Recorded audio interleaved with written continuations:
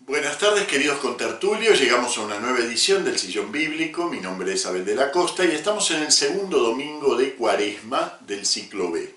Y como segundo domingo de Cuaresma, ¿qué es? Leeremos el relato de la Transfiguración. Un relato entrañable para la liturgia, ¿eh? Lo leemos, de hecho, 2 veces cada año, el segundo domingo de Cuaresma y el día propio de la Transfiguración, 6 de agosto. Leemos la misma tradición, o sea que en el ciclo A leemos 2 veces Mateo, en el ciclo B 2 veces Marcos, en el ciclo C 2 veces Lucas. Así que la anécdota la tenemos más que conocida, aquello de lo que habla el texto. Y además, en el caso particular del sillón bíblico, ya he trabajado sobre las otras 2 recensiones de esta misma historia. Es decir, el año pasado hemos visto la Transfiguración en la versión de San Mateo, y el anteaño hemos visto la Transfiguración en la versión de San Lucas. Les pediría a los que puedan que revisen esos vídeos, porque hay muchos aspectos que corresponden a las 3 tradiciones y en cada uno los voy tratando. Hoy vamos a tratar de llegar a qué es lo específico en 2 sentidos. Lo específico de Marcos, que además es el que inaugura esta tradición, porque es el primero que la pone por escrito. ¿Qué es lo específico de Marcos al narrar la Transfiguración? ¿Y qué es lo específico de este armado conjunto de las lecturas? Está unido a 2 lecturas que en principio parece que no tienen mucho que ver. El sacrificio de Isaac, la ofrenda de Isaac a Dios, y una lectura de Romanos, donde San Pablo dice, bueno, si Dios no se reservó a su propio Hijo, ¿no? ¿Qué nos negará? Si Él no se reservó a su propio Hijo, sino que lo entregó por nosotros. Y uno dice, bueno, pero todo esto, ¿cómo se conjuga? La liturgia no es que tienen que ver, y sobre todo en tiempos fuertes, tienen que ver una lectura con la otra. ¿Cómo se conjuga todo esto? Bueno, eso es lo que trataremos de preguntarnos, dando por supuesto que tenemos una aproximación a la Transfiguración como tal, como anécdota, como conjunto. Bueno. Y vamos a un aspecto específico de la Transfiguración en la versión de San Marcos. Cuando, ellos suben a la montaña, Jesús se transfigura, aparecen Moisés y Elías, conversando, no dice el tema, a diferencia de San Lucas, donde sí se dice el tema, no dice el tema de la conversación, simplemente dice que están conversando. Viene esa intervención de Pedro, qué bien que estamos aquí, vamos a hacer 3 tiendas. Esa observación de San Marcos, él no sabía lo que decía.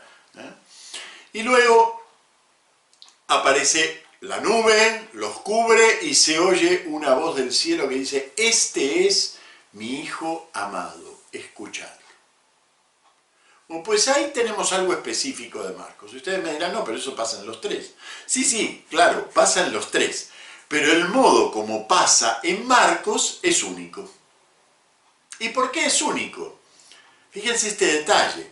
En San Marcos es la primera vez que escuchamos esa frase. Claro, me dirán, no, pero en el bautismo ya lo dijo. No, señor, vayan a San Marcos. En el bautismo no se dice esa frase. En el bautismo, Dios le habla a Jesús y dice, tú eres mi Hijo, mi amado, pero esa voz no es pública. Por lo tanto, en realidad, en la historia marcana, esta es la primera vez que se identifica quién es para Dios Jesús. Es importante eso, porque en los otros 2 evangelios eso se produce en el bautismo, pero aquí no. Aquí se produce propiamente en la Transfiguración. Es lo que los exégetas llaman una escena de entronización.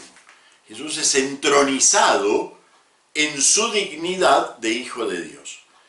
Por supuesto que Él lo recibió en el bautismo, pero nadie se enteró. Se enteró el propio Jesús, Marcos, que viene mucho después, y nosotros como lectores, que venimos mucho después. Ya recuerden que el lector sabe lo que sabe Marcos, y Marcos sabe lo que sabe Jesús, pero los demás no saben lo mismo. Es decir, ni Juan el Bautista, ni los que lo rodean, propiamente conocen la identidad de Jesús. Así que aquí, en la montaña, y para un núcleo reducido de 3, Jesús queda entronizado como el Hijo de Dios.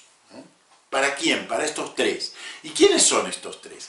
Bueno, esta terna, que es muy importante, porque nos aparece también en los otros sinópticos como terna, Pedro, Santiago y Juan, en el Evangelio de Marcos tiene una relevancia especial. Aparece más veces como terna que en los otros.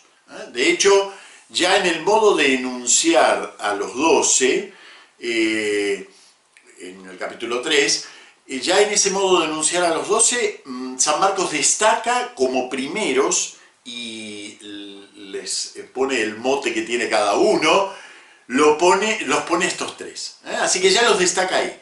Luego en el capítulo 4, cuando se produce el milagro con la hija de Jairo, ellos tres son los únicos testigos dentro del grupo apostólico, ¿no? Son los únicos testigos de este milagro.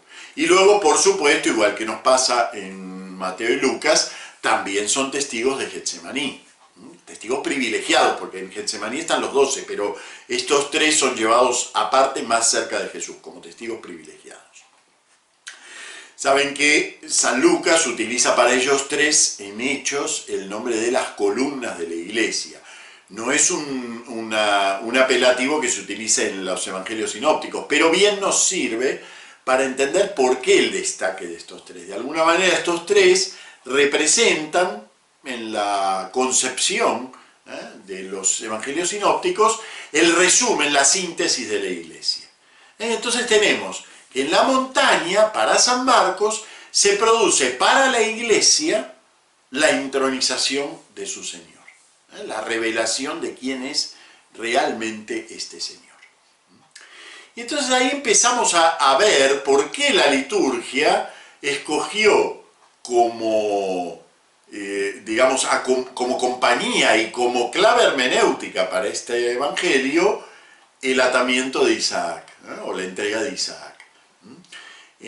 También aquello se produce en una montaña alta, también aquel hijo es llamado tu hijo, tu amado, toma a tu hijo, tu amado, y cuando entrega Dios a Jesús, dice, este es mi hijo, el amado. Entonces también el otro, en la montaña alta, también toma a tu hijo, tu amado, pero con una diferencia. El sacrificio de Isaac no se llega a consumar. Mientras que cuando terminamos la escena de la montaña, al bajar se nos habla de la consumación de ese sacrificio. Y claro, y ellos se quedan pensando, ¿qué querrá decir eso de cuando sea levantado? Nosotros traducimos cuando resucite, pero recuerden que en griego no existe un verbo específico para resucitar, es ser levantado.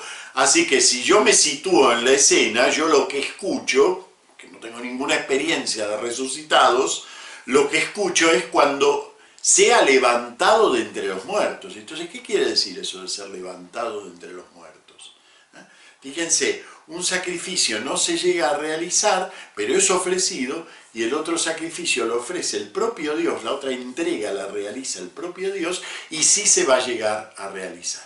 Entonces, son como dos claves, como dos partes, esto es propiamente lo que en griego quiere decir la palabra símbolo, dos partes que se unen y dan sentido cuando están juntas.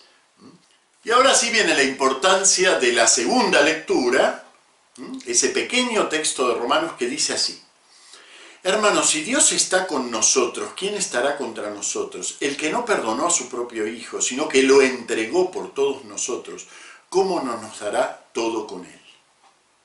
¿Ven? La idea de la entrega es la que recorre aquí las tres lecturas. Tenemos ya lo específico de Marcos, la entronización de Jesús, y tenemos lo específico de este conjunto de lecturas, la entrega.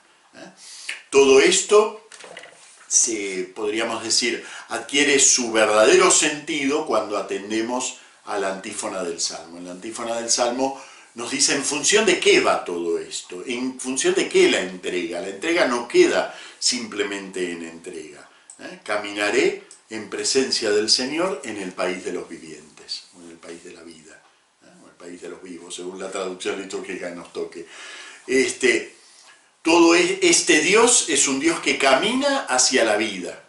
Y para llegar a esa vida hay que pasar por el momento de la entrega.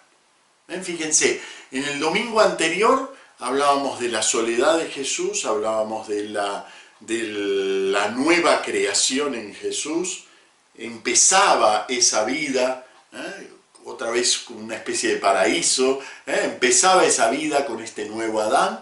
Ahora vemos esta vida cómo fecunda realmente, cuándo realmente vuelve a surgir de entre los muertos, cuando es entregada. Ese podríamos decir, si quieren esta palabra que no me gusta mucho, es el mensaje del segundo domingo en este conjunto específico del ciclo B, la entrega. Esa vida nace a partir de la entrega. La entrega que está dispuesto a hacer Abraham, aunque Dios no se la acepte, la entrega que hace Dios hasta llegar a la plenitud, es decir, a la muerte de su Hijo. Bueno, muy bien. Con esto cerramos nuestro sillón bíblico de hoy y nos vemos la semana que viene con lecturas que tienen, como saben, a partir del tercer domingo de Cuaresma, tienen como otro carácter, un carácter más volcado hacia la interpretación sacramental. Mientras que los dos primeros tienen que ver con el sentido profundo de la vida de Jesús. Siempre el primero las tentaciones, el segundo la transfiguración, pero en cada ciclo apuntando a un aspecto específico. Bueno, muy bien, muchas gracias, nos vemos la semana que viene. Y no se olviden de difundir un poco el canal, además de mirarlo y de ponerme comentarios tan hermosos como me suelen poner, y los likes y todo esto, también verlo hasta el final, también difundirlo un poquito por WhatsApp, a ver si le podemos dar un poquito más de vida al canal. Muchas gracias.